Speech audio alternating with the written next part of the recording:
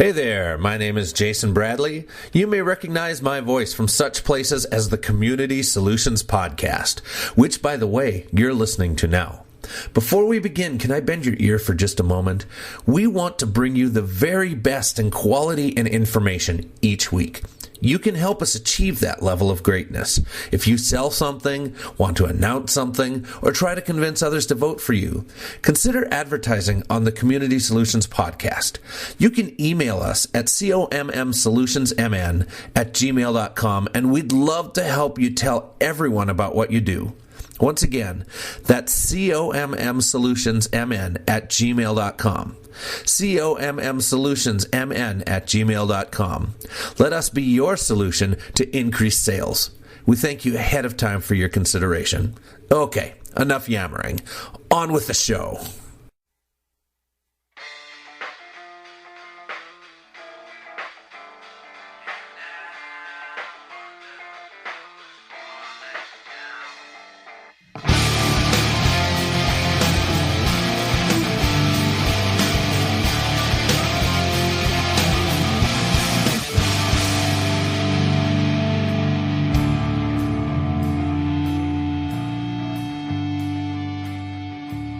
No, we won't shut up. We're just babbling on and on.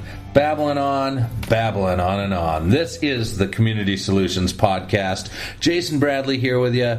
Also, as always, my friend Andrew Richter. Always great to be here. We are exciting to speak, and we're excited to listen to ourselves talk. Well, that's good. Yeah, somebody has to be. Yeah.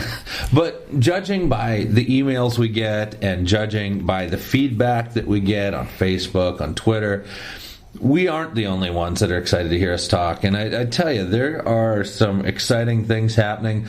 We're starting to get ahead of the game a little bit. This week, having an interesting discussion with some people out in Invergrove Heights. Invergrove Heights, they're talking right now about putting franchise fees upon your city. And if you don't know what they are, listen to our podcast about franchise fees, because that's going to give you all you need to know. Well, and again, it's the same. How many cities have we run into where if you try to get information from the cities on franchise fees, what do you get?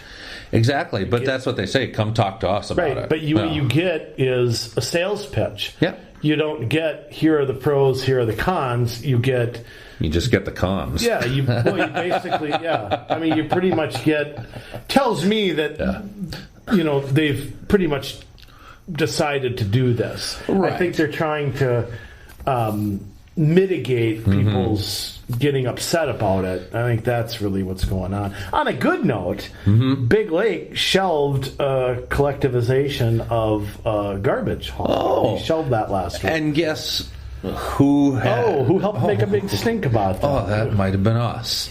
Well, and thanks to our buddy, we'll let him name contact we have at this point. There, yes. Put it that way. Our inside information, just because we didn't clear it with him. But people give us tips all the time, and if we don't find it out ourselves, people are telling us. And it's like Chanhassen. You guys are supposedly looking at franchise fees as well this year. You might want to go talk to your city council about it, because I can tell you that they're probably going to do it if you don't make a stink. Yes, I mean, how many council people take it among themselves to do their own research and do their own fact-finding? Not many. No, I mean, they take the sales pieces they get from the city staff, and that's it. And I can guarantee you that comes from the League of Minnesota Cities. It comes from some sort of entity like that. Franchise fees are us or something. I don't know. But, it's I've always said this. I mean, here's the thing. Yeah. I love how it's, I love how it's called a fee. I mean, that right. alone is angersome enough. Right. Well, if it's a fee, you can assess a fee against places that don't normally pay a tax. Right. So right. That's part of it. Yeah. Also, when we talked about franchise fees, we talked about since it's not on the levy, it's an indirect tax. You're not going to see it the way you'd see it if you opened up that statement in March or November and saw that. Yeah. You're going to get nibbled every month in your bill. And how many people, other than me, take their bill and stare at every line? Right. You may not know, especially if your usage doesn't go up that much, or so you may not even notice it. But that's money that's being taken and siphoned into something. And I'll tell you something else. No matter what these cities say, there's no requirement on where they spend it. That's a myth. They'll try to make it all about roads or bike paths or curbs or something. They don't have to spend it on that. No, it can go anywhere, and it can go in their general fund. They can put it in another fund. If it goes in the general fund, I mean, it's a black hole. Who knows? It could be going to fund a party with recognition for their staff. It could be. Could be somebody's clothing allowance. Yeah, a city-owned car. Yes, yeah, it could be going into. Well, but there's two caveats to that. Okay, the car is a capital expense. Right. The maintenance is an operational expense. Right. That's two different funds. It is. Just to clear that up. That's where you'll see the operations part on the budget. Yeah. You'll see the capital part on the comprehensive annual financial report, like we've talked about a bunch of times. So that's even doubling not knowing where in the name of little green apples your money's going. Exactly. And so a lot of you that think that, we have it pretty good. We have a state senator. We have a couple representatives that reflect our belief system. Places like Little Falls, Long Prairie, Morris, Wilmer. You guys are implementing these policies like Green Step, like franchise fees. Long Prairie, God, it's a nice town too. Yeah. Todd County Fair. Yes, it is. But I mean, you guys are. Alexandria, you guys have franchise fees. That's another show, though. We could take an hour and name all the places in Minnesota that have franchise fees. Actually, that would take 2 hours. It probably would, because there's 300 some. But we could leave out places like Minneapolis because it's a lost cause. Leave out the People's Republics. All right. Anyways. So, along those lines, though, you had mentioned the League of Minnesota Cities, and we talked a lot in the past about how that has such a grand effect on a lot of the planning and the comprehensive plans and the way we set our cities up. But I think you would agree with me, there's an even bigger group than, we're looking at. You've got your city.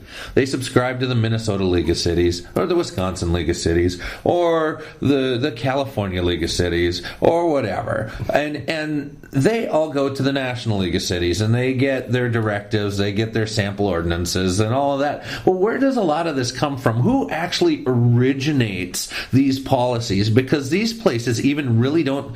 They might write the language, but the idea themselves do not come from these groups. They come from a group even above that, a group so huge, a group so powerful and rich. I know this is sounding conspiratorial, but it's really not. We're going to get into facts and figures a little bit, and we're going to get into history of the Department of Housing and Urban Development, or HUD as they're called. And you've heard of it. Ben Carson is the current department secretary. Andrew, why don't you tell us a little bit about how this department got started, even before it was called HUD? Right. Actually, it did not become a federal department until 1965. Right. But the government has been involved, the federal government. Now, let's back up a second here.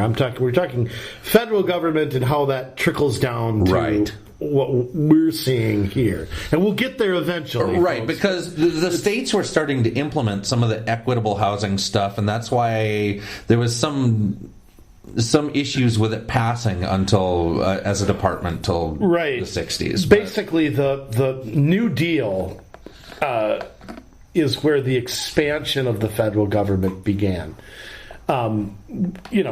Good, honest, well-meaning people Okay? I'm just going to say that straight out because I think the Depression is something we can't relate to today. Right. We can't relate to a Dust Bowl. We can't, you got to, but a lot of states at this time had some sort of social welfare programs. And that depended, it kind of clustered more in places like New York, Chicago. You might not have had any out in like Wyoming. I mean, right. and that still may exist today in some form or another. Right. But the 1934 National Housing Act, which was part of what's called the First New Deal. The First New Deal was aimed at banking reform, things of that nature. What's called the Second New Deal was where it was more a permanent legislation was aimed, whether that was minimum wage, whether that was Social Security. There are two New Deals, and that's they often get clumped into one. But President Roosevelt's first New Deal was really not aimed at creating a permanent welfare state. That's eventually what happened, but that's, if you look at his first 2 years, that's really not really what happened. The big thing was it created the FHA, the Federal Housing Administration, and they had their, I don't know how to put it, their approved lenders. Today it's all under the FDIC. Well, you can still get FHA loans. That's true. Yes. It's a different list. Yes. But it's kind of their, they provide the mortgage insurance. It was meant to prevent foreclosures and things like that. Of course, I don't even want to get into what it's morphed into. Right. But and mortgage insurance, I mean, that's a whole nother scam. But it is. Yeah. It's an insurance on top of your homeowner's insurance that you have to have already. Right. Isn't? I mean, it's I mean, you can get out of it if you pay your 20%, but if you don't, you're stuck with it, and they won't often let go of that. And once you pass the 20% mark, unless you make them, you go tell them, hey, I don't need this anymore. I know. You'll keep going and it's crazy. Going. Yeah. And then that projected to the Second New Deal, which created the United States Housing Authority. That was in 1937. Right. So there's two different acts. And the big thing that came out of that was something that we call Section 8. Yeah. Section 8 was Section 8. I'm using air quotes of this act.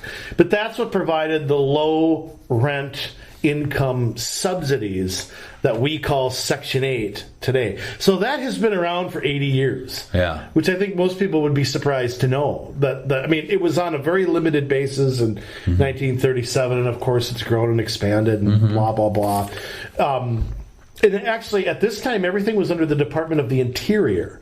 Yes, at this time. It was not, HUD didn't exist. They didn't have their own department or anything like that. You can move up to the next really big one was in 1949 under, quote, the Fair Deal. Right. This is where Americans, after this, I use New York as a great example because that's, in the 50s, people started going to Levittown and they started going out of the 5 boroughs. Right. And a lot of that had to do with this act here in 1949 because it gave increased powers of eminent domain. Right. It gave over 800,000 units were declared public housing under what's called Title III. And again, Jason and I aren't going to get into the minutia of formulas, and I mean we might do a follow-up show on that, but it's really hard to understand it. It changes all the time. 1949 was the first time public-private partnerships were encouraged. Yeah, and New York's a great example because they had a guy in charge by the name of Robert Moses, who I consider responsible for the Brooklyn Dodgers leaving Brooklyn, even more than Walter O'Malley. Oh boy! Because he would not, basically, there was a site, this is off the subject a little, there was a site Walter O'Malley wanted to use to build replace Ebbets Field and do it in Brooklyn. Robert Moses, an unelected official, the head of 12 different agencies in New York, stepped in and wouldn't allow him to do that. And so there was a stalemate for 2 years, and then L.A., offered him the Chavez Ravine property, and O'Malley built his own park there. But largely what happened here was that the slum clearance, it was the first time you heard something called urban renewal, which is a term that you'll hear, and locally you'll hear that too, which is sort of an attempt to come in and tear a neighborhood down and rebuild it. But it's also where favors are granted and where certain companies get an advantage. It all sounds good, but I think this is where I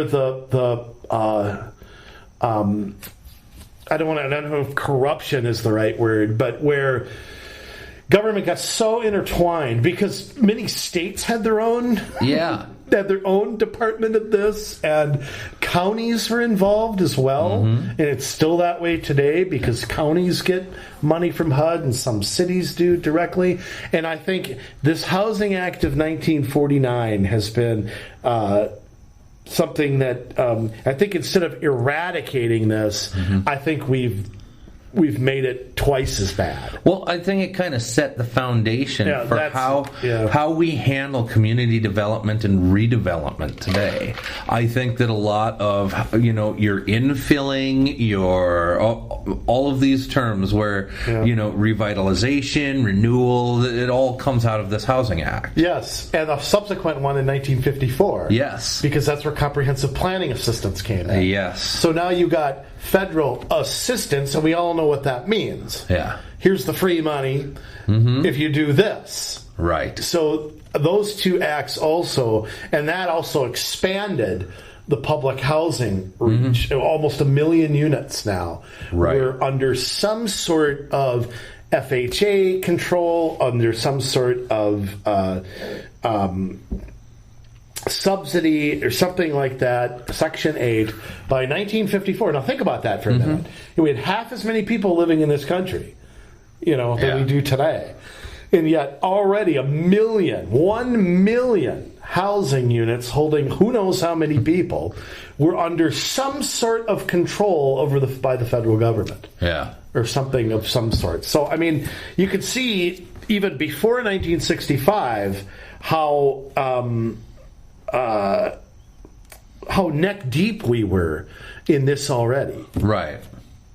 So, just to move on to 1965, the Housing and Urban Development Act, which is what actually established this as a cabinet level position, and the FHA and all of their subsidiaries were now moved under this one department. Right. So it became a even bigger octopus as far as going toward your local government. And like you said, these things are still in place today. Right.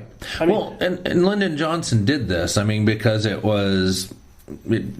fit in with, he's seen as the champion of civil rights, and it goes hand in hand with the Civil Rights Act. Well, and he wasn't. For a long time, the Republicans tried to pass a Civil Rights Act, and the Democrats wanted nothing to do with it. Yeah, it was Southern Democrats that filibustered it. Yeah. Al Gore's father was a segregationist.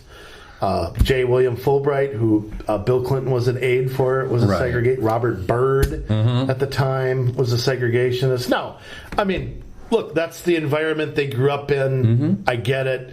I'm not one that takes today's standards and puts them on people who lived, that long ago. But it's where history's been rewritten, as far as I'm concerned. I think it's the way civil rights is portrayed, I think, on a partisan level. And there are other people, too, like Barry Goldwater, who wanted states to take the lead and follow the Constitution, the 9th and 10th Amendments, and they've been vilified in history, and that's totally not fair. Absolutely. So I mean, it's a joke how that's portrayed, unfortunately. Right. But, the original Civil Rights Acts were meant to give people who weren't white equal rights. And eliminating poll taxes. And all of that stuff. And literacy tests. And once Lyndon Johnson got a hold of it, and the Democrats, it came all about how much can the government give them? Yes. And they made minorities wards of the state, which is what this housing issue is all about. And if you look at like the black vote, there was a long time in this country where that was Republican. Yes, I would say from the Civil War until maybe the 70s even, because you look at President Nixon, he got a large percentage of black voters. I mean, he wouldn't have won some of the states he won. Blacks provided the margin of victory. It's really been the last, say, 2 generations where that vote has really, really shifted. And even those advocates have been inconsistent. I mean, Jesse Jackson once called abortion black genocide. All of a sudden, when he wanted to run for president, he became a champion of abortion rights. Right. I mean, it's just totally inconsistent. But and that's unfortunately with the assistance of the mainstream media and the lack of alternative media. That would never happen today. I mean, today people would have their outlets to get that out. But it's really been the last, say, 40 years where that black vote has been 85-15 or whatever it's been. I know President Reagan, there's been peaks and valleys. George W. upped it a little bit. Yeah. I don't recall how President Trump did, but I'm sure President Obama made it with identity politics, made it a bigger gap. But yeah, and basically everything from the Civil Rights Act was about taking your tax dollars to buy votes. Right. And extended to this 1968 Housing Act, which made housing basically a civil right. Yeah, I mean, that's the language. If you read Title 8, that's pretty much the language. They say you can tell it's written by lawyers and PR people, but they pretty much say housing is a civil right. Now, on its face, I mean, it sounds good. I mean, people, whoever they are, should be able to get a place to live, and people should not discriminate against somebody based on the color of their skin. It's like somebody that's African American, someone that's Native American wants to come buy a house, wants to rent a place, they've got the money, they want to rent and they don't have a huge criminal background, any of that stuff. They should be able to just walk in and do that. The same way anybody else should. Absolutely. But again, the federal government's role in that, if that's all it was, it would be one thing. But we all know it's not. It never stops there. No. And in fact, one of the little known things is in 1969, we established a standard for which low income housing was put out there. The Brooke Amendment, it's called, that established this 25% of income. The rest would be subsidized. Yes. Now, that's been raised. It was raised under President Reagan to 30%. And you'll see 30% a lot.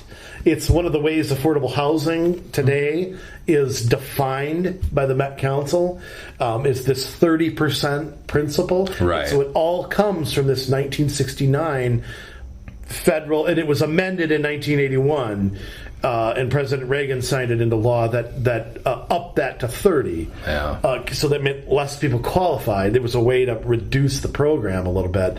But so it's gone from, so that is where, I don't know how they picked that, but a percentage of income that the rest would be paid in a subsidy under Section 8. Yeah. So, and again, we see this today. You see the term affordable housing.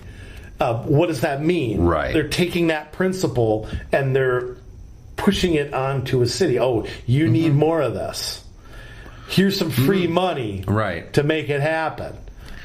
And it's called affordable housing. There's also equitable housing. There's housing. The term is escaping me, but that it doesn't matter what your age, what your disability, what all of that. There needs to be housing in every city that accommodates every situation. Right. I mean, it's some Fair Housing Act or something. I mean, here's the thing, too. I mean, this is so interfering with the private sector. If there's a demand for something, it will be provided in the private sector. Okay? The government doesn't need to make toasters. Okay, why? There's a demand for toasters. Somebody's making them. Somebody's selling them. Somebody's buying them. Right. And I think this is where we've gone so off the rails, trying to protect every little person that could possibly be protected. And I would argue we're duplicating services. Because there are so many programs out there already. Right. And if people had any idea, if people would take 20 minutes to figure out what they qualify for, you'd have you'd have 10 different people knocking on your door. You know, we don't need to redo this and redo this and redo this. But of course, it didn't stop with this. And I would also add that other things that were created, Freddie Mac, Fannie Mae, which are also administered under HUD, who got a lot of flack during the meltdown back in 2008, 2009. Yeah. I would argue they're doing the same things right now that they were doing 10, 12 years ago. I don't think much has changed. But Freddie Mac and Fannie Mae do two different things. Yeah. Freddie Mac buys up mortgages. Fannie Mae is what spits them out. Right. Ginnie Mae is kind of a quasi. So you've got three different things all acting differently. Because in government, you can never just have one thing. No, of course not. You've got to complicate it as much as possible. Right. And again, you know, we could do a whole show on those things. But again, Freddie Mae, Fannie Mac, FHA loans, all still very much relevant right now. Very little reform. I would argue almost no oversight to this. So it really is just terrible what's going on. Let me move forward to 1974. Oh, yes. Housing and Community Development Act. This is where two things really came out of this. One is what's called community block grants, and you will hear that term at a city council, certainly at a county level. Yeah. You will hear that. Community and I'll get into that in a sec. The other thing is enterprise zones. That's another thing that you'll hear. Those two things came out of that act. Basically, what a block grant is usually for a specific thing, a specific site, a specific. You do apply for them. Some cities deal directly with HUD and will get some funding for something. Yeah. It may be $50,000, it may be $100,000, and they have some discretion as to how they hand that out. You can't bank the money. No. For a bigger project, you have to spend it. And again, that's through Title I and other things. And the block grants are not limited to housing. Counterterror, healthcare, transportation can all use community block grants. And the formulas are absurd for this. Oh, I bet. Because it benefits, and this is the part of the program that's so dumb, it benefits smaller, less populous cities and states who I would argue need the money less, and it disproportionately. I'll give you an example. A state like California would get, say, $5 per person in the state.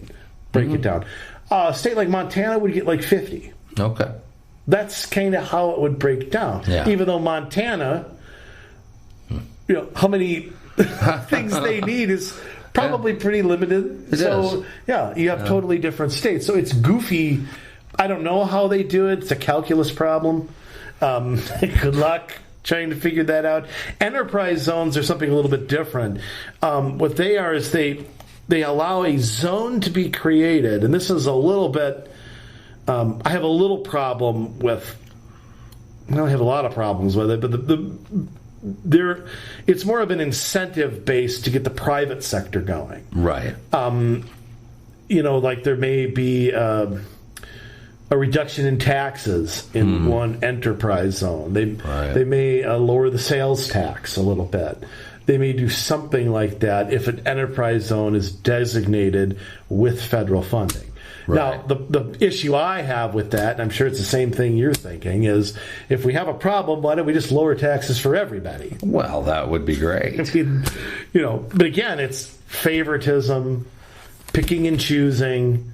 It's crony capitalism is really what an enterprise zone, to me, boils down to. Right. And just to update this, President Trump's budget for 2017, and let me explain, that actually, the federal fiscal year doesn't begin until October 1st. Okay. So that's the FY 2017 budget. Okay. President Trump and Secretary Carson are proposing to pretty much get rid of community block grants. President Reagan slashed them pretty hard in the 80s. But President Trump and Secretary Carson have argued that kind of what we've already said, that there's state, local, private charities that are already doing this work, and the federal government's basically creating paperwork and too much work. The results are not living up to what the proponents are saying it is, and I think they're right on that. President Bush tried something like this back in the 2000s and couldn't get it through budget-wise, or some compromise was made where this stayed. The spending leveled off, but it was expanded under President Obama again. So there's something to watch in this budget. Is about a 14% overall slash to HUD's budget. So it's significant. And I think Secretary Carson is a champion for reform on this. And so I think you're going to see some action on this. I mean, these have been used to make bike trails, to build gymnasiums. It's not really going, I think, for what the intent was, but that's what happens. That's what always happens. It always happens. There's always unintended consequences. So again, on a local level, I mean, you're going to hear community block grants, affordable housing. I mean, this is kind of a timeline that we're just kind of going through here over how long this has been happening for. So it's been quite a while that this stuff's been going on. Yeah, well, and it's not just dealing with getting people into housing. I mean, it's also gone and sent the federal government after private landlords too, when they haven't lived up to the federal rules that HUD has created. And I think that is dangerous as well, because now you've got the federal government coming after private citizens for something that's done in a city. It should be controlled by city regulations. Well, and there's already state law, things like that are already on the table. I would also say another aspect to this that, I know the American dream is home ownership, and it's kind of the definition of making it. I still think it kind of is. Yeah. In some ways. But I think what the government's done here, I would argue that two things have resulted from it. Three. One, you've taken, by spreading this stuff everywhere, you're taking the problems of the inner city, and this is typical liberalism, equal misery is equality. Right. And problems that inner cities have are going into suburbs today. Right. And I think government policy has been a big reason that that's happened. I'll tell you another problem is the tax code. Yeah. Things like deductions of your mortgage interest. Yeah. Have encouraged a lot of this, and I think have created some of the problems that we have. Whether that's been people getting loans that shouldn't have gotten them, whether that is, I mean, how many people sit and wait for that, they're not paying any taxes anymore. And I think that's a problem. I think it's a problem when you're doing things just for tax reasons. Right. You get to a certain income level, and you almost have to buy a house, or you're going to get killed on your taxes, which is ridiculous. But, I mean, it makes sense. I mean, if you have the means to avoid paying as many taxes, I mean, wouldn't you? Right. It's human nature to do that. Nobody wants to pay that much. But, I mean, it's interesting that you mention about all the government interference, and you just look at all the offices that are controlled under the Department of Housing and Urban Development. I mean, you've got the Center for Faith-Based and Neighborhood Partnerships, you've got the Departmental Enforcement Center, you've got the Office of Community Planning and Development, the Office of Congressional and Intergovernmental Relations, the Office of Equal Employment Opportunity, the Office of Fair Housing and Equal Opportunity, the Office of Field Policy and Management, the Office of the General Counsel, Office of Healthy Homes and Lead Hazard Control, Office of Hearings and Appeals, Office of Labor Relations, Office of Policy Development and Research, Office of Public Affairs, Office of Public and Indian Housing, Office of Small and Disadvantaged Business Utilization, Office of Sustainable Housing and Communities. I mean, where does it end? I mean, that's a laundry list of offices that that are administering 700 programs. You're telling me we can't cut a dozen? Can't cut 20? Crazy. I mean, we should be able to cut a half of it. We should be able to, but I mean, again, then you're looking at all these people that have these nice government jobs. They don't want to lose their nice government jobs. And fine, then you'll be a mailman. Okay, I mean, the point is that this has helped create permanent government dependence. Right. I mean, the goal should be assistance, not dependency.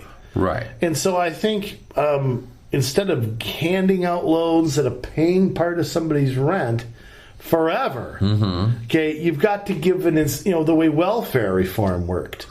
Yeah. And to me, if we're going to do something like this, that's how it has to be applied. But as far as I'm concerned, this is one of these departments, just like the Department of Energy, just like the Department of Education, where they've come in and you show me results from this. You show me where you can point to a increased standard of living by any of these groups that these programs supposedly help. Right. I mean, okay, 1987 is where we had federal assistance for homeless shelters. Okay, so instead of figuring out how to get the homeless a job, instead of figuring out, an incentive for somebody to do something, we're going to just give them a place to stay for, forever? In some cases, that's the way it is. So, you tell me how that, other than a warm place to sleep, and look, owning a home is not an entitlement, okay? But shelter, to a certain extent, I think is. Right. But the question is, who does that work? And when you've got local, state, private, charities, churches, is the federal government not already trying to provide something that's being provided? Are they also, I believe they're making it worse, not better. Well, that's usually how it goes with the federal government. And I question constitutionally, 9th and 10th Amendments. I mean, right. Is this, it says right there that these matters should be left to the people in the states. So, to me, right there, it's in pretty plain language that this shouldn't be so big and certainly shouldn't have the power that it holds and the ability to take tax dollars and use them to get a certain policy implemented. But of course, we see that all the time.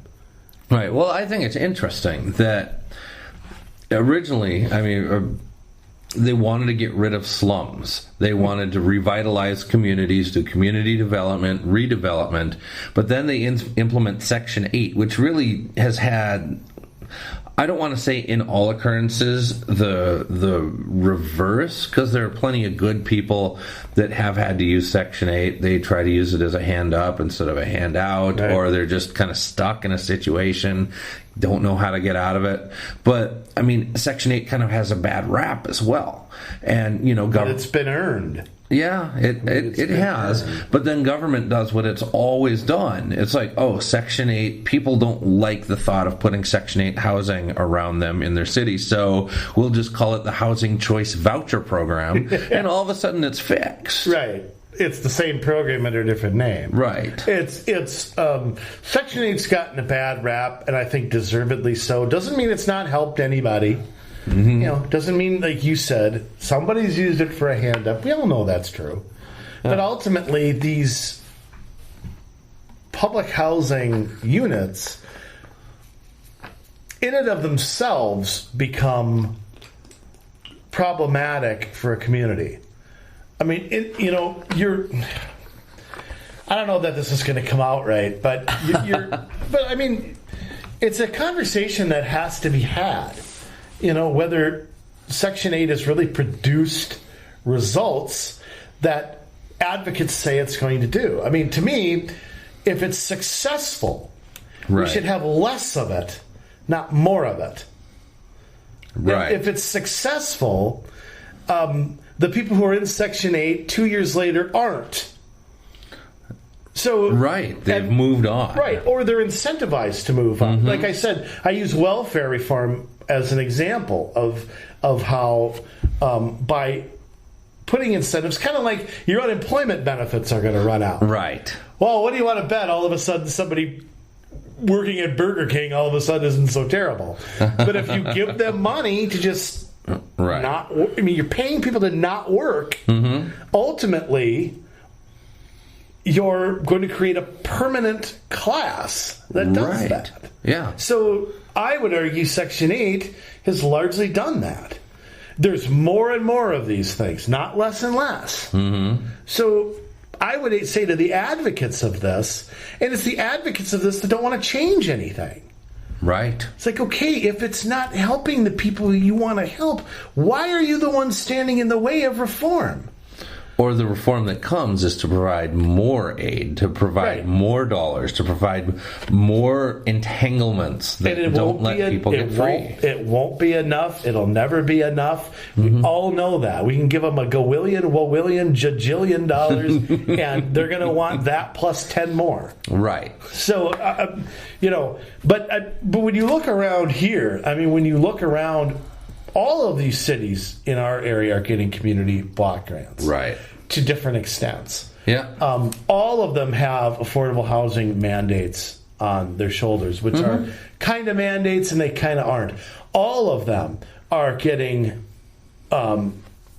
community comprehensive plan assistance or encouragement, mm-hmm, or something like that. The American Planning Association is under HUD. Yeah. They're a big part of this as well. How many times do we hear transportation is even a part of this? Access to transportation. And of course, that is a big umbrella nowadays. It's bikes, it's transit, it's that kind of thing. In fact, some of the grant money has to be tied to that. It does. It has to be tied to transit-oriented development. So you're going to see things like this. If you were on a city council, I guarantee you've heard all of these terms. Right. And again, we're not going to get into every detail of what this means or any kind of thing like that, but, I still come out and say that ultimately these kinds of things have to be on the decrease. There's no way that it can go. I shouldn't say there's no way it can go on the way it does, because it always seems to anyway. But we've had 83 years now. of this being, I mean... And it hasn't solved a thing. No, it's solved nothing. And yes, more people are owning homes, but remember what we saw in the meltdown. We saw FHA-approved loans going to people that no bank would loan to. Oh, yeah. You saw Congress pressuring FDIC-backed banks and things like that to give loans to people who did not qualify traditionally.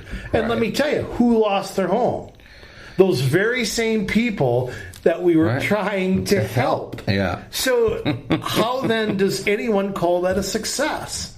Yeah, it's not. So, But, I mean, this is where the interference with cities come in, and the ability for cities to plan what is best. You know, you don't want to tell Mora, Minnesota that you have to build all these high-density, affordable housing units. You don't want to have to tell Pillager, Minnesota that they got to build all these high-density, affordable housing units, but yet they do. And, you take the Office of Community Planning and Development, and they sit here with their community development block grants, and they sit there with their telling communities what their best practices should be, attaching money to that as far as revitalization, as far as putting together comprehensive plans. They're the ones that filter these ideas down to the National League of Cities, to the State League of Cities, to your cities. And this is what we need to get away from, is this top down, we're going to force it down your throat, and if you're not going to accept it, we're going to lead you with a carrot. Yeah, absolutely. And I would argue too, this is one of the biggest departments in Washington. I mean, it isn't necessarily dollar-wise, because of the Defense Department and the State Department, and the Treasury and all that, and obviously Health and Human Services. But the amount of things that they've got their fingers in is so large. I mean, and the tentacles going down. Right. And I'll tell you something else, too. It all goes back to the whole ideological argument that we seemingly never end with, that taking my tax dollars, sending them to Washington, and then having Washington try to send it to Louisiana with strings attached is so inefficient, such an inefficient way. But remember, the federal government doesn't follow the same rules that everybody else does. You're right. They don't have to have a balanced budget. State of Minnesota can't borrow from China. Nope. I mean, we have currency manipulation from the monetary policies out of the hands of our government. Right. So the devaluing of the dollar or interest rates are not necessarily in the government's hands. No, there's a number of nations out there that want to get rid of the dollar as the world's currency. Right. And they want to either promote their own or they want a worldwide digital currency, and it's not in our best interest. Right, and you've seen what's happened with the euro. Yeah. With the European Union. You've seen what's happened in Greece with how large their government deficit is compared to what we would call the gross domestic product. Yes. And how big that is. And it's all part of a very large federal government. And you've seen that. We look at what's going on in Western Europe, where, I'm going to say this straight out. They're going to be Muslim countries in 25 years. Yeah. They are. They don't have anybody paying for the entitlements. Because there's so many people not working. But, again, let me go back just a second. Again, well-meaning people who sincerely want to help took the wrong approach in how to do it. And look at the problem now. What would it take to unravel the Department of Housing and Urban Development. Okay, now don't tell me an act of Congress, because I know. Oh, I was going to say an act of God, like an earthquake under Washington, D.C. Oh, no, that would float away. We'd keep that. But, I mean, they're so knee-deep in it, and there have been calls for getting rid of Freddie Mac and Fannie Mae and those types of things. But that is one small part. When you got 700 programs in one department, 700, okay, and all those offices, that's just a portion of what you mentioned. Yeah. Where do you start peeling this back? I say it starts at the local level, like you and I have talked about. Stop taking the money. Stop taking the money. Stop abiding by their practices. If enough cities, states, and counties don't stop looking at this as free money and start saying, no, this is somebody's tax money from Vermont or Utah or Arkansas, the 7 people who live there. I mean, if we take that mentality onto our local city and county levels, that is the way. To sit here and wait for Washington to decrease itself, you might as well. There's a better chance that the earth is flat than that's going to happen. Right.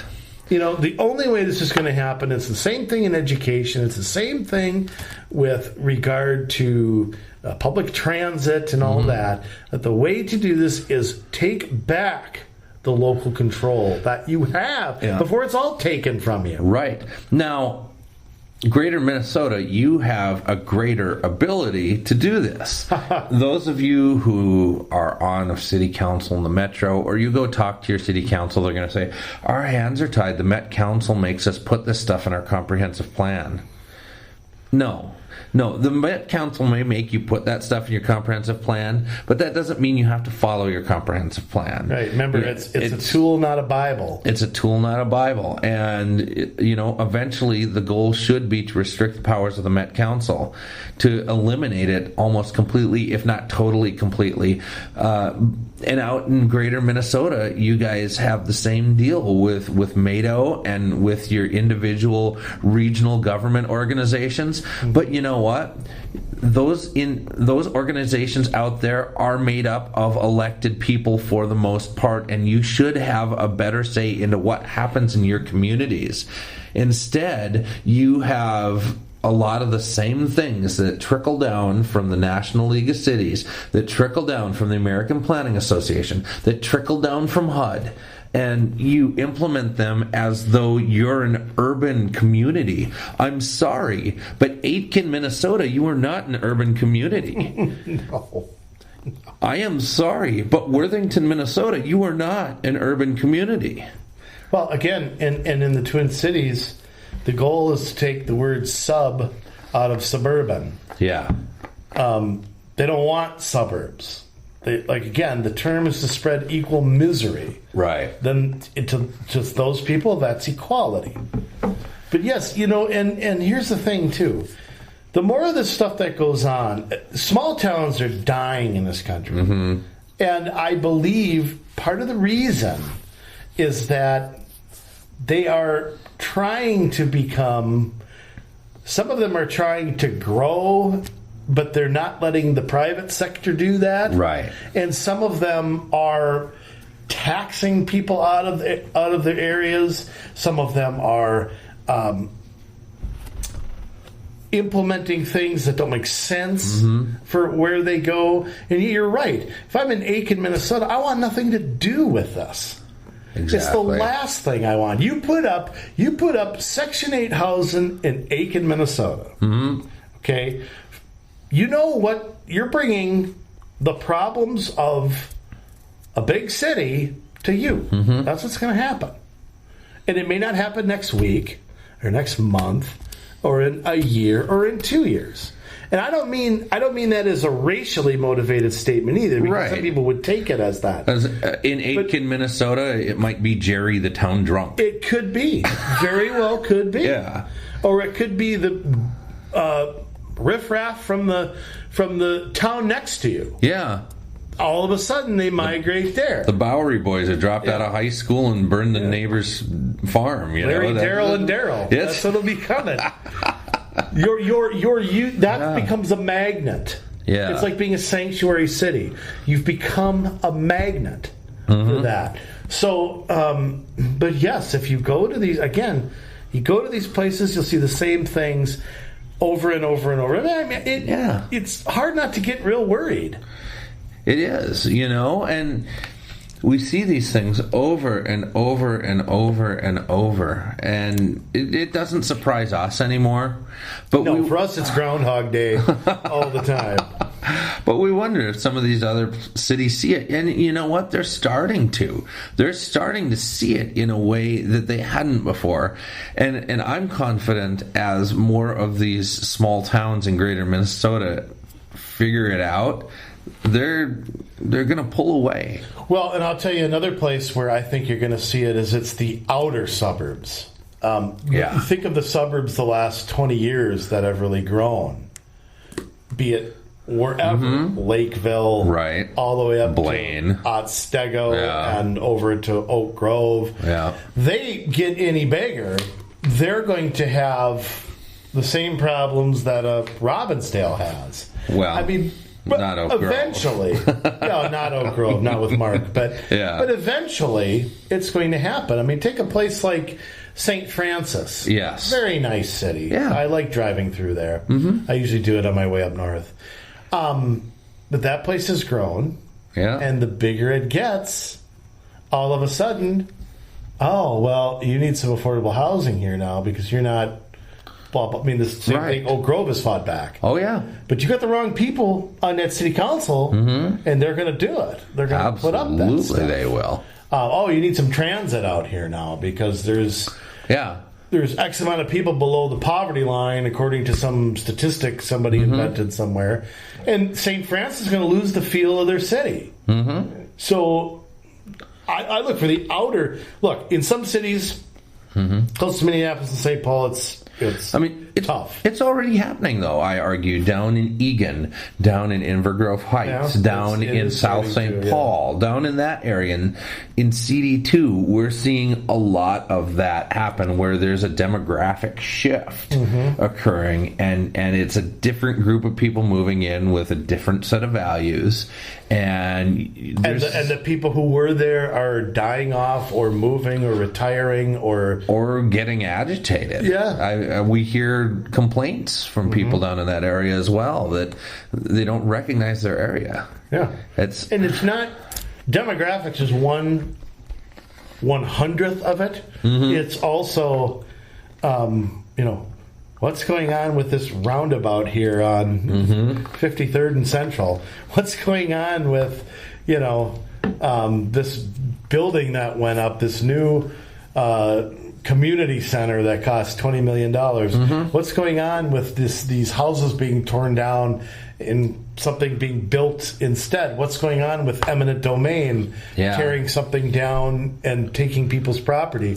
I mean, it's a slow thing. I mean, I call it being paper cut to death. Yeah. But it's a slow process that can take 30 years in a city for that to happen. I mean, look, I grew up in Crystal, and I can tell you there's a lot has changed in Crystal. Some for the good, like the city council. Yeah. Some for the not so good. And I can do a whole show on that. Yeah. So there's positives and negatives, I would argue, but you're going to see, you have to, look, here's the thing. Nothing stays the same forever. But you pick a community to live in for a reason. You don't just throw a dart on the wall and, I guess I'll live here. Yeah. Who does that? I mean, I work in this community, I'm going to live close to work. Right. Or I really like this area, I'm going to live here. Or my family lives over by here, or whatever. There's always something like that. So, but I'll tell you, it's the cities that have sprung up recently. You drive out to like Eden Prairie, which you'd think is maybe wouldn't buy into some of the stuff we've been talking about, you will see everything being implemented over there that we're talking about. Eden Prairie, Minnetonka. Yeah, Minnetonka's a really bad one. That surprises me. You know what? It doesn't shock me, because my guess is you have so many people living there. You've got so many different facets of the city. You've got city staff running everything like they do everywhere. Yeah. They're going to the APA meetings. They're getting their League of Minnesota Cities memo. And you have a council that's probably not working that hard, elected in an odd year. Yeah. And probably at large, which makes it hard to go after people. Yeah, it does. Guess what? They get swallowed up by... oh, well, Edina's doing this, and Maple Grove's doing this, and New Hope's doing this, and whoever's doing this. Oh, okay. Yeah, but I'll tell you, Eden Prairie, Minnetonka, both in Green Step, both have franchise fees. So on those issues, they're as liberal as Minneapolis. Yep. I assume at some point 21 plus tobacco will be, because they're down in that pocket as well. Probably, at least be talked about. So, yeah. So, I mean, just to wrap this up here, I mean, giving you some history on HUD. Like I said, we're not going to get into the BS details of it, but the terms you need to know: community block grant, affordable housing, enterprise zones. You will encounter that. Minneapolis has enterprise zones. Yes. Comprehensive planning assistance, eminent domain, urban renewal. All things created under this department. Freddie Mae, Fannie Mac, Ginnie Mae. The new home buyer program. Absolutely. That's there too. The homeowners insurance thing you mentioned. Yeah. All the public housing units under Title III. The 30% threshold for affordable housing that's been there since 1981. Yeah. So, I mean, you're going to encounter this in your city and on your city if you are on your city council. I guarantee you have heard these terms. They're in your comprehensive plan. You've gotten community block grant money. Absolutely, no question about it. 100%, no doubt. That's right. Was I positive on that, or was I positive? Absolutely. But, I mean, some changes could be on the way. I mean, we'll see what happens here. I mean, now's the time to do it. I mean, right. I'm concerned that if it doesn't get done now, it's not going to get done for who the heck knows how long. Yeah. They're talking about cutting maybe $6 billion from the HUD budget. I believe that's President Trump's proposal. Yes, it is. I'm not sure what Congress will or where it lands. But... I mean, my guess is they'll meet somewhere in the middle. Is my guess, but probably. But yeah, I think. President Trump and Secretary Carson are focused on results. Yeah. And I think that's how they have to sell this, that we've been throwing money at these cities for 50 years or 60 years. And if you look at poverty levels, if you look at median income, you really haven't seen a change. Right. So I'm hoping that some of this worst case scenario, this needs to get out there. And this is funny, just doing this, preparing for the show, I didn't know that President Trump and Secretary Carson had proposed this. Right. I mean, it's totally under the radar and that's unfortunate that that's happened, that this is not being talked about and analyzed more. And I think the administration needs to do a better job of getting this out there. Right. I know that the media's been hostile to them, but President Trump needs to get it out to his people. Right. Preferably not in a tweet, that of what's happening and why. And I think Secretary Carson has a job here too of explaining where some of this money's gone. Right. And I don't think a bike path qualifies as a community block grant. No. That's something that a local government should be doing, and the local people should be paying for if they want that. If they want that. Right. And so, they got a job to do it, but I'm pleased to see that I mean, this department really hasn't been under real scrutiny since President Reagan. Right. So it's been a long time since things from this department. And President Obama, everything was rubber stamped. It was a little steady under President Clinton and President Bush, but 700 programs is mind-boggling. Exactly. So, and you know that how just close your eyes and picture with me. If they have 700 programs, they definitely have over 700 employees. Yeah. So you got somebody running each one. Yeah. You've got employees underneath. I don't even want to know how many people.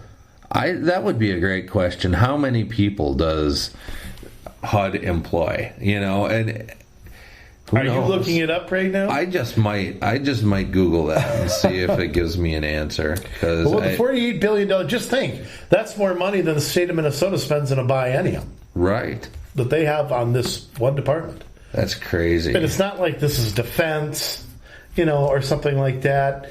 This is, a department that most Americans probably don't know much about. I don't think. Mm-hmm. I mean, I don't consider myself that well informed about it, and I probably am compared to, average person. Did you find an answer? As of 2014, and we know that it grew under President Obama. Fiscal year 2014 right. would be. But in 15 and 16, I imagine it grew more. Probably. 8,416. 8,000, that's less than I thought. Yeah, it is less than I thought too, but it's still a lot. That is a huge department. I mean, just to put it in perspective, Ameriprise Financial Downtown at its peak was sitting about 10,000 employees. And that was one of the biggest employers in Minnesota. Outside of the state. Yeah, Best Buy, where I worked, same thing. Yeah. Well, just think of it like this. Just think of Secretary Carson's responsibility. Mm-hmm. City of Crystal employs about 100 people. Yeah. City manager running that. Times that by 84. That's under his direction. Yeah. So that's gigantic. So, yeah, I mean, it qualifies to be... There are no small government programs at the federal level. Let's just be honest. It just doesn't exist. It's an oxymoron. No. All right, so I mean, we'll wrap it up here. Sorry, folks, but I mean, again, familiarize yourself with these terms. Community block grant money is a revenue thing in the budget. Mm-hmm. It could be lumped in with something else. I'm not sure it has to be a line item the way we'd think it is, because there's other federal assistance and aid. Mm-hmm. But it probably is separate. But and just understand the terms we've talked about: urban renewal, enterprise zones, so on and so forth. This is where they came from. Yeah, absolutely. Wow. That was a good show, Andrew Richter. I'm telling you right now. We're on our game here. Let's put it that way. We never come unprepared. We come prepared to give you the most information that we can in the shortest amount of time that we can deliver it. And sometimes that time is longer than others. It is. But hopefully you all have a greater idea now of and maybe in a future show we can take some of these things and break them down a little bit. Yeah. Just as maybe a new show idea. We may do that in the future. That's a 10,000 mile high view that we just gave you. Right. So, it's good to get a little closer. Like we talked about at the beginning of the show, I mean, cities are doing this kind of stuff all the time, and it's all over Minnesota. It's in Morris, Minnesota. It's up in the Arrowhead, Grand Marais. It's in Podunk, Minnesota. It's all over the place. So what we need you to do is keep your eyes and ears open. We told you about some fantastic things that are happening in some cities around. We're becoming aware about people that are trying to implement franchise fees. We're becoming aware of people that are trying to put in organized garbage hauling. We're getting ahead of the issues. We are starting to turn the tide, Minnesota. And that's just with a little bit of influence that we have now. But this is a rolling stone and it ain't going to gather no moss. It's going to keep on going, and we're gonna make changes in this state that I think when we look back, in the next 10 years at what we've been able to begin to do, that I think we're going to have a little different view of the way that we've done things since 1913. At a minimum. At a minimum. I think that's what we're going to have. So, if you're catching any of this stuff, Did organized. you mention 1913? I did. Sorry. All I know is this about 1913. Philadelphia A's won the World Series. Yeah. And we got the income tax, Federal Fed. Reserve, and with direct election. Prohibition. No, the Senators. Prohibition was 1919. Oh, 1919, that's right. So, I mean, that's all I know about 1913. It's all the same It's so era. bad, I don't want to... Yeah. Other than the A's and the Giants in the World Series. It was all downhill from there. Yeah. Even though that was in the fall. But anyway. It was all gone by then. Yeah. Gosh. All right. So if you are noticing that they want to talk about organized garbage hauling, if you're noticing they want to talk about putting in franchise fees, green step, if they want to build walking trails and biking paths and mixed use development, they're talking about this stuff, and you catch wind of it, you read something somewhere, you hear something somewhere, you email us. You want to run for city council, you want to get onto a commission to help stop these things, you email us. And that's at commsolutionsmn@gmail.com. commsolutionsmn@gmail.com. And we'll be in touch with you, or we'll write about it, we'll podcast about it. And if you want to read what we write, if you want to hear our podcasts, go out to commsolutionsmn.com, and we will just load that up with all this great information for you, like we've been doing for the past 9 years. So we've got some great podcasts coming up. We've been talking to some people. We're going to have some guests. We're going to have some good things happening. So don't you go anywhere. You check this out every week. And I think we've got some bigger news coming, and it's going to be good. You guys are going to be happy, I think, with the output of our efforts. So anyways, Jason Bradley, Andrew Richter, Community Solutions Minnesota, thank you guys so much. We love you. Stay aware and stay true. We love you, Minnesota. Bye.